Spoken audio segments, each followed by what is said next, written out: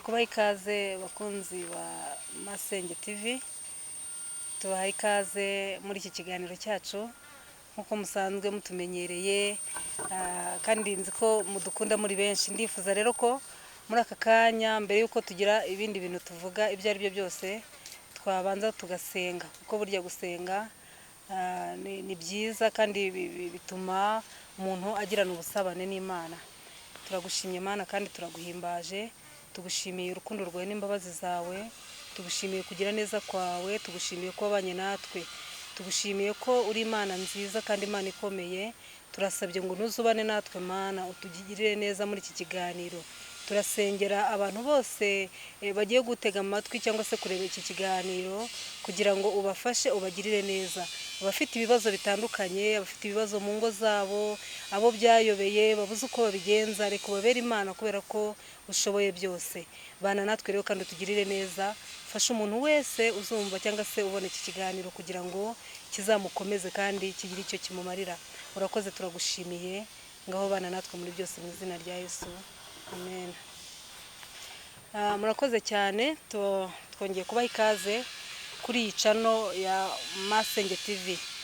Ngira ngo tumaze kumenyerana cyangwa se mumaze kugenda mumenyera ku maradiyo atandukanye, ku binyamakuru bitandukanye. Ahenshi mba nkunze kwitwa Shangazi, ariko n'ubundi Shangazi na Masenge byose ni kimwe, ntacyo bitwaye. Hanyuma twagiye tuganira byinshi kandi mugenda munyereka ko mubikunze, mugenda munyereka ko mubikurikiye, mugenda munyereka ko birimo kubafasha. Ahanini nshingiye ku bantu benshi bagiye baza bansanga bambwira bati Shangazi, ni ukuri udukurikije ibiganiro byawe twagiye tubona waradufashije kandi watugiriye umumaro. Bajya bambwira bati rwose Shangazi wazi igihe, abandi bakambwira bati ubundi kare kose wari uri hehe ko twe twarakubuze, ibintu nk'ibyo ngibyo. Ibyo rero ni ibintu bimfasha. Iyo umuntu aje akambwira ati Shangazi wanyubakiye urugo, Shangazi warakoze, urugo rwanjye rwari rusenyutse, umugabo yari yantaye, umugore yari yantaye, ubwo n'abagabo. Ibyo ngibyo ni ibintu byongera kunsubizamo imbaraga, nkumva ibintu mvuga cyangwa se ibyo nkora bifitiye umumaro abanyarwanda n'abanyarwandakazi. Nkongera kunezezwa n'abantu bari mu bihugu byo hanze bamamagara bati Shangazi, ni ukuri ibiganiro byawe biradufasha kandi biratwubaka. Bamwe batega baza kugira ngo mbashe kubafasha, abandi bamamagara bati Shangazi ni gute wagera inaha, ibintu nk'ibyo. Ariko nkababwira ko nyine tuzabireba uburyo twagenda tukabafasha. Ibyo byose rero iyo mbibonye numva ari ibintu bifite umumaro, kandi ntekereza ko umuntu wese bifashije nawe aba yumva nyine akomeye. Kandi ibyo ngibyo ntago ari ibintu numva ko ari imbaraga zanjye, ahubwo ibyo byose mbikesha Uwiteka Imana ugenda ashoboza. Nta zindi mbaraga mfite, nta bundi bushobozi, nta bundi buhanga, nta bundi bwenge, ntacyo ndusha abandi, ahubwo ni Imana igenda ishoboza. Nagiye mbabwira ko ibyo mbabwira akenshi cyangwa se ahanini ntago ari ibintu mba nahimbye, ntago ari ibintu byo kugira ngo ikiganiro kiryohe, ahubwo ni ibintu babwira nzi neza kandi mfitiye gihamya. Iyo mbabwira ngo umuntu yaraje urugo rwawe rusenyutse, ntago mba mbabeshya. Iyo mbabwira ngo nafashije umuntu yari yatandukanye n'umugabo byarangiye uyu munsi bakaba bari kumwe, ntago ari ibintu by'ibinyoma, kuko ntago mbeshya. Rero nagira ngo mbahe ikaze n'ubundi muri iki kiganiro, mwongere mu gitega amatwi, kuko n'ubundi ni ikiganiro cyiza cyubaka umuryango. Nababwiye ko iki kiganiro nakise irya mukuru. Irya mukuru rero ngira ngo ni Ikinyarwanda cyumvikana, ngira ngo no mu biganiro byanjye muzajya mubona ko ikiganiro cyanjye cyitwa irya mukuru. Tuzajya tuganira rero ku bintu byinshi bitandukanye, tuzaganira ku muryango, tuzaganira ku badamu n'abagabo, tuzaganira ku muryango nyarwanda, tuzaganira byinshi, tuzubaka ingo, tuzafasha benshi mu bintu byinshi bigiye bitandukanye. Rero niyo mpamvu mbahaye ikaze muri iki kiganiro, kugira ngo twongere tuganire. Ikiganiro cy'umuryango ni ikiganiro cy'umuryango kiza cyubaka ingo, kiza gifasha abanyarwanda n'abanyarwandakazi. Uyu munsi rero nabateguriye, ubushize twaganiriye ku rubohero. Nifuza ko turi buze kurugarukaho gatoya, kuko abantu benshi bagiye bansaba ko nongera kurugarukaho, bagiye bampamagara, nubwo wenda batagiye, hari abantu badakunda kwigaragaza, akampamagara akambwira ati ndifuza ko ukongera ukatuganiriza ku rubohero, kuko hari byinshi twenda kumenyaho. ndagira ngo rero muri aka kanya turebe umukobwa w'umunyarwandakazi mu gihe cyo hambere. Ubwo tugiye kugaruka nyine ku rubohero, tugenda tubihuza. Turareba umukobwa w'umunyarwandakazi mu gihe cyo hambere. Ese uyu mukobwa w'umunyarwandakazi yabaga ameze ate? Ese uyu mukobwa w'umunyarwandakazi ni ibiki byamurangaga? Uyu mukobwa w'umunyarwandakazi yitwaraga ate? Imyitwarire ye yari iyihe muri kiriya gihe cyo hambere? Mbibutse ko ari igihe cyo hambere, ntabwo ari igihe cy'ubu ngubu. N'igihe cy'ubu ngubu turaza kukigarukaho. Umukobwa w'umunyarwandakazi yabaga ari umukobwa w'umutima, akaba ari umukobwa wubaha, ari umukobwa warezwe, ufite umuco, ufite ikinyabupfura, ufite imyitwarire myiza, wubaha abantu bose, abakuru n'abatoya, abamuruta, abaruta. Yabaga ari umukobwa ku buryo abantu nk'iyo umuntu yageraga ahantu akavuga ati hari ahantu hari umukobwa mwiza wubaha, ufasha abantu cyangwa se wita ku bantu bose. Ni ukuvuga ngo rero umukobwa w'umunyarwandakazi yari umukobwa abantu bose bareba bakavuga bati uyu mukobwa yararezwe.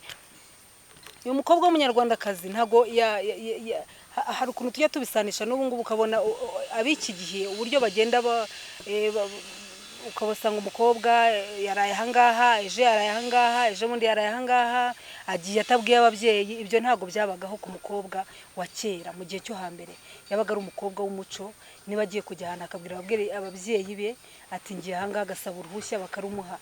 Umukobwa w'umunyarwandakazi mu gihe cya kera ntabwo yirwaga ahura n'abasore runaka ngo usange bari ku muhanda, bari he mu tubyiniro, bari hehe, kuko ntabwo niba twaranabagaho, ariko ntabwo umukobwa w'umunyarwandakazi yabagaho. Uwo mukobwa yarangwaga n'iki? Yarangwaga n'isuku, akarangwa n'isuku ku buryo umuntu uciye hariya wese yavugaga ati uyu mukobwa, muri urugo harimo umukobwa, kuko yarakuburaga pe, imbuga rwose ugasanga yakubuye. Kera habagaho inzu z'ibyatsi ugasanga yakurungiye neza, kuko bakoreshaga amase bagakurungira, ugasanga urwo rugo ni urugo rwiza, kuko warugeramo ukavuga uti uyu mukobwa, aha hantu hari umukobwa. Umukobwa w'umunyarwandakazi rero yiteguraga mu gihe cyo gushaka, yarategurwaga, agategurwa na ba nyirasenge, agategurwa n'ababyeyi. Iyo baga afite ababyeyi beza bamurera neza, baramufashaga mu gihe cyo kwitegura cyo gushaka. Nta mukobwa, aha ngaho turaganisha ku rubohero, nta mukobwa w'umunyarwandakazi wabaga yajya gushaka atarigeze aca mu rubohero, nk'uko twabivuzeho ubushize. Urubohero rwabaga ari ikintu gikomeye, nk'uko abenshi bagiye bifuza ko tuzabigarukaho, rwabaga ari ikintu gikomeye. Uyu mukobwa twamuvugaho byinshi, ariko reka twigarukire ku mukobwa ugiye witegura gushaka. Umukobwa witegura gushaka yaraganirizwaga, akaganizwa na nyirasenge. Iyo yabaga amufite akamugira inama, akamubwira ati mukobwa, urugo rwubakwa gutya, umugabo yubahwa gutya, umugabo afatwa gutya, akamubwira ibintu byose ku buryo yagendaga abizi. Hanyuma urwo rubohero rero rwabagaho ku mukobwa w'umunyarwandakazi. Cyabaga ari ikizira ko umukobwa yajya gushaka atarigeze agera muri urwo rubohero. Ni ukuvuga ngo ubushize nabwiye ko byabaga ari amahano akomeye cyane. Rero nk'uko abantu benshi bagiye babyifuza, ni gute urwo rubohero rwabagaho? Urwo rubohero rwabaga rugizwe n'abakobwa bakuru ndetse n'abatoya, rukagirwa n'abamama babiri cyangwa batatu bajya gufasha abo bakobwa.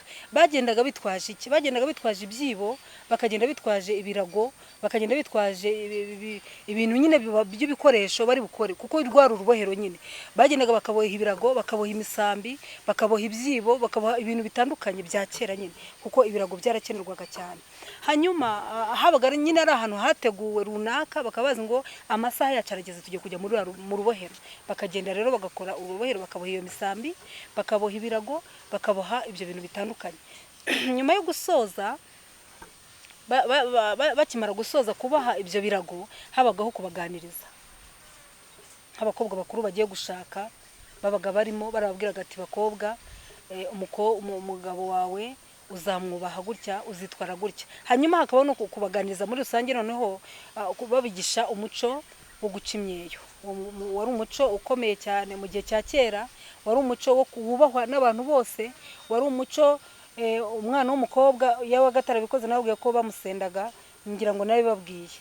Hanyuma bakabaganiriza, bakababwira bati bakobwa, nta mukobwa ushaka ataraciye imyeyo, bakabigisha uko bikorwa, bakabibakorera, abatabizi bakabibakorera. Hanyuma abo bamama bakuru bakagenda baberekera bati bikorwa gutya bikorwa gutya. Iyo rero umukobwa yabaga atarigeze agera muri urwo rubohero, atarigeze aganirizwa cyangwa se nkuko abandi bajya mu rubohero we agakata cyangwa akigira mu bindi, akaza kuzagira ibyago byo gushaka atarigeze arugeramo, byabaga ari amahano nkuko nabibabwiye. Yikorezwaga igiseke kirimo ubusa. Iyo yageraga ku mugabo akamubwira ati rwose mukobwa mwiza, fata inzira wisubirira iwanyu kubera ko utigeze uganirizwa cyangwa se utigeze ugira abakugira inama. Byabaga birangiye yabaga asenzwe kumugaragara izuba riva, ntago byabaga byemewe ko yakongera gusubirayo. Ubwo cyabaga ari ikizira rero mu muryango, byabaga ari amahano kuko ababyeyi nabo barariraga bati turapfushije, turagendesheje, tubigenze gute. Hanyuma uwo mukobwa iyo yamaraga kugera iwabo nyine baravugaga bati ubu ngubu turagendesheje, ibibazo birabaye, kuko ntago yababaga bagomba kumusubizayo, byabaga birangiye. Hanyuma bagahita bavuga bati buriya nyirasenge nawe niko ameze, bakavuga bati buriya nyina nawe niko ameze, mbese ukumva ni igisebo mu muryango. Rero iyo babaga bari muri urwo rubohero barabigishaga bakababwira bati mukoreshe mugomba gukora uyu murimo wo guca imyeyo, bakabigisha bakabibakorera. Abatabaga babizi barabibakoreraga. Abana batoya b'imyaka 12 babaheraga kuri 12 kuzamura, ngo muri iyo myaka niho abana b'abakobwa batangiraga kubikorerwa. Ababizi bakabyikorera, abatabizi bakabikorerwa, nabo babyeyi bakuru bakabikorerwa na ba nyirasenge. Hanyuma ikindi byabaga bimaze, nababwiye ko ahanini byabaga nanone ari umwambaro wambarwa n'abakobwa, babyitaga umwambaro kuko kera nta myenda yabagaho. Kubibakorera mu gihe yicaye wenda ukuntu, kuko hari ukuntu umwana yicaraga wenda atandaraje, ukaba ari umwambaro upfutse nyine imyanya ye y'ibanga. Wabaga rero ari umwambaro, ahanini babikoreraga kuba ari umwambaro, ariko n'ubundi bifite icyo bimaze mu bijyanye no kuba umukobwa yabana n'umugabo. Hanyuma ubwo turabisanisha none turabigarura muri iki gihe cya none, turebe ese umukobwa w'umunyarwandakazi muri iki gihe bimeze bite. Ese uyu mukobwa imyitwarire ye, turagaruka ku myitwarire yo muri iki gihe, turagaruka kuri urwo rubohero. Ese urwo rubohero koko ruracyakorwa cyangwa se ruracyariho? Ese nta barimo gusubizwa iwabo, nta ngo zirimo gusenyuka, nta barimo guhura n'ingorane mu mariri yabo bitwaje icyo gikorwa kuko kitakozwe? Aho ngo turabigarukaho. Hari abantu benshi bakunda kuvuga ngo ibyo ni iby'abantu ba kera, ni iby'abaturage, ni iby'abantu badasobanutse, abandi bakavuga ngo ni icyaha. Ariko ndagira ngo mbabwire ngo uyu ni umuco nyarwanda, kandi mbwira abantu basenga ko nta cyaha kirimo, nta cyaha kirimo. Ubundi babikumiraga wenda bavuga bati umwana ashobora kubikora akagira ingeso zo kwikinisha, ashobora kubikora akagira izindi ngeso runaka wenda z'ubusambanyi bigatuma araruka, ariko nta hantu biba bihuriye. Niba umwana afite iyo ngeso yo kwikinisha cyangwa se yo kuraruka akakora imibonano mpuzabitsina mu gihe kitari ngombwa, n'ubundi abasanzwe afite iyo ngeso. Rero ibingibi nta hantu bihuriye, ni umuco nyarwanda. Rero impamvu wenda umuntu abivugaho cyane nuko usanga hanini ibi, niyo mpamvu nzahora mbigarukaho, usanga birimo gusenya ingo ku rwego rukomeye, usanga birimo gusenya ingo mu gihe gitoya, mu gihe umuntu ashatse urugo rwe mu kwezi kumwe ugasanga rwasenyutse.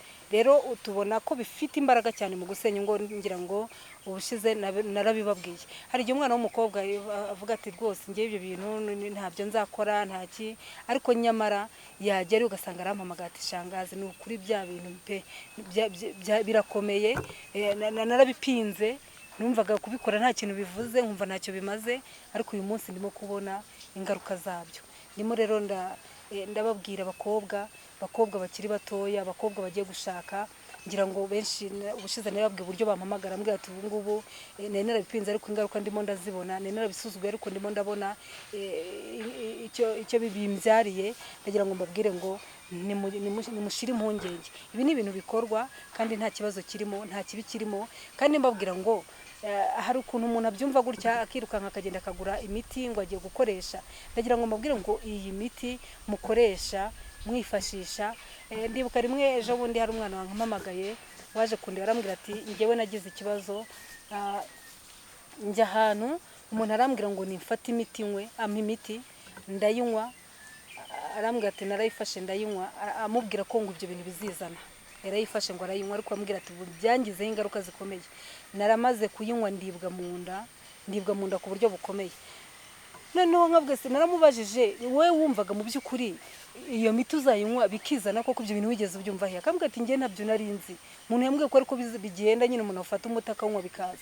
Rero uragira ngo mbabwire ngo nta mpamvu yo kubashuka. Urumva wafata umuti ukawunywa uwo mubiri wawe ukizana gute? Ntabwo bishoboka.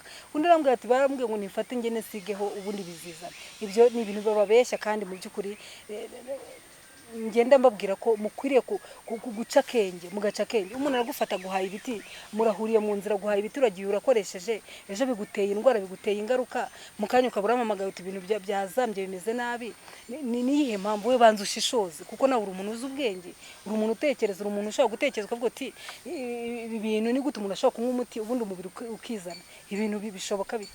Rero ndagira ngo mbabwire ngo bakobwa mushobora kubyumva gutya, mugabo akakubwira ati tugiye kubana, niba utarakoze ibi, niba utaracimyeyo, ntuzirwungerera mu rugo ugahita wirukanka aho ubonye hose ugakubiteyo, kubera ko ubona ushigaje ukwezi kumwe ngo ubane n'umugabo, ukagenda ugakora ibitari byo. Ubushize nababwiye ibyo bagiye bakora bitari byo bidasobanutse.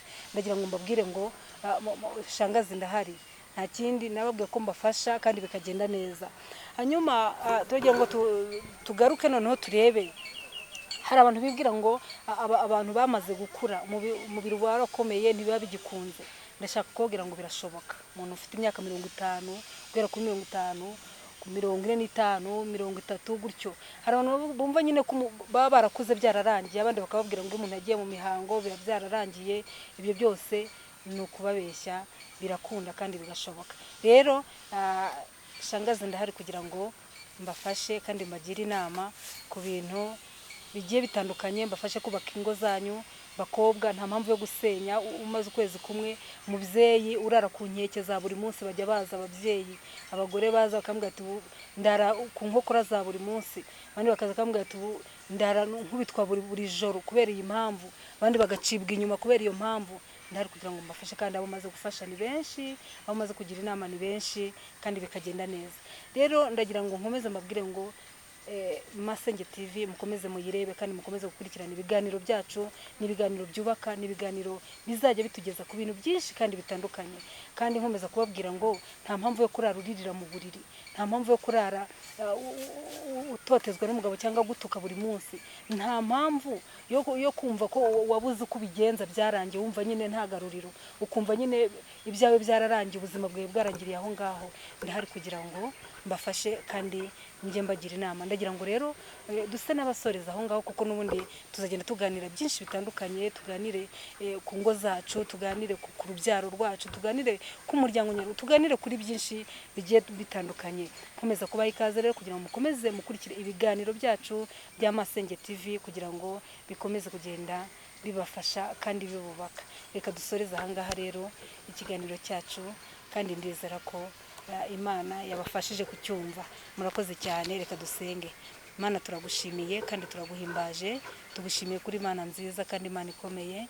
Tugushimiye ko ari wowe ujye ukomeza kubana natwe. Tugushimiye abantu bamaze kumva iki kiganiro kugira ngo ubagirire neza. Mwami w'Iteka Nyiringabo, reka kigire icyo gifasha abakobwa, kigire icyo gifasha abadamu, kigire icyo gifasha abagabo, abantu bose bumva iki kiganiro. Urakoze rero, turagushimiye. Ngaho bana natwe kandi utugirire neza, mu izina rya Yesu. Amen.